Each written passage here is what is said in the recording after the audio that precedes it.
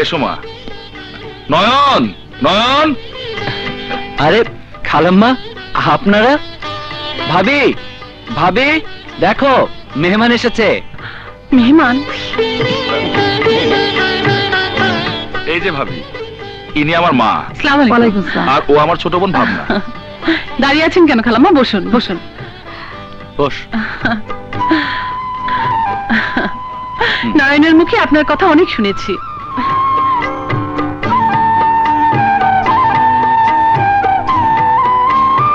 খালাম্মা, আমার বোনটা তো খুব সুন্দর। মা, নয়ন কি সুন্দর একটা বাসা ভাড়া নিয়েছে, তাই না? হ্যাঁ, খুব সুন্দর বাসা।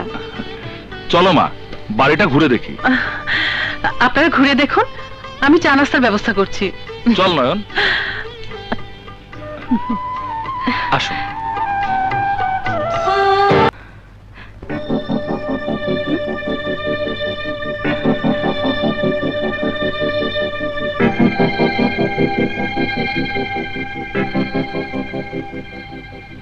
হঠাৎ একটি মেয়ের সাথে আমার এভাবে দেখা হয়ে যাবে আমি ভাবতেও পারিনি। তার ওই অনিন্দ সুন্দর মুখ এখনো আমার কল্পলোকে ভেসে বেড়াচ্ছে। মনে হচ্ছে তাকে আমি যুগ যুগ ধরে চিনি।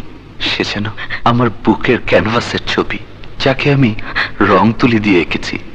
এই তো মনে হচ্ছে আমার প্রথম প্রেম, আমার প্রথম ভালোবাসা, আমার স্বপ্ন, আমার সারাটা জীবন।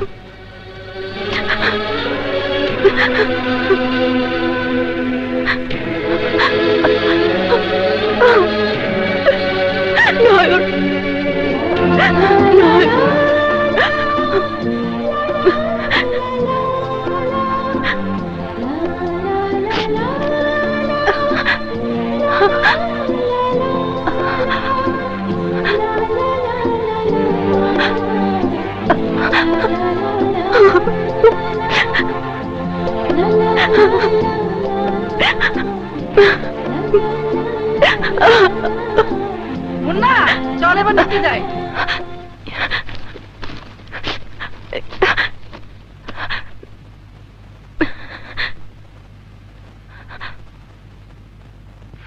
তুমি যাই বলো মা, নয়নের রুচি আছে।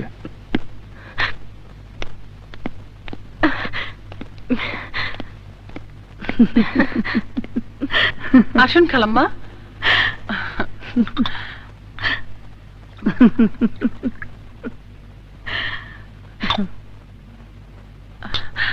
এই নিন।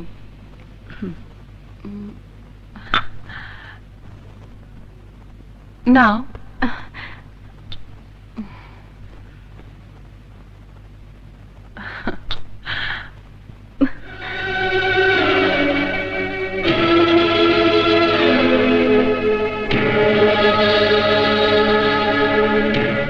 বাবা নয়ন, আগামী শুক্রবার তুমি কিন্তু আমাদের বাসায় আসবে।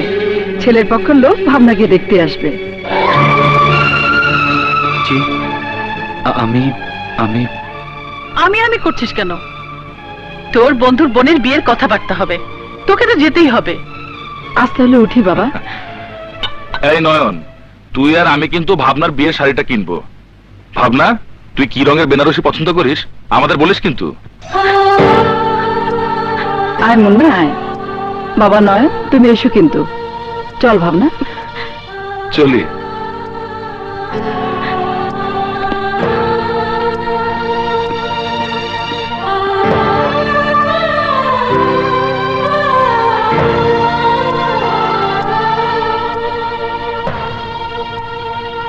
বাবা নয়ন, আগামী শুক্রবার তুমি কিন্তু আমাদের বাসায় আসবে। ছেলের পক্ষের লোক ভাবনাকে দেখতে আসবে। এই নয়ন, তুই আর আমি কিন্তু ভাবনার বিয়ের শাড়িটা কিনবো। ভাবনা, তুই কি রঙের বেনারসি পছন্দ করিস আমাদের বলিস কিন্তু।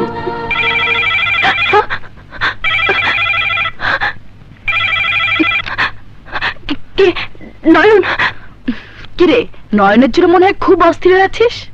দিনা, দিনা, আগামী শুক্রবার ছেলে পক্ষ আমাকে আংটি পরাতে আসবে, কিন্তু আমি যে নয়নকে ছাড়া বাঁচবো না, বাঁচতে পারবো না। কাঁদছিস কেন? দেরি না করে তোর মা আর ভাইয়াকে নয়নের কথা বলে দে।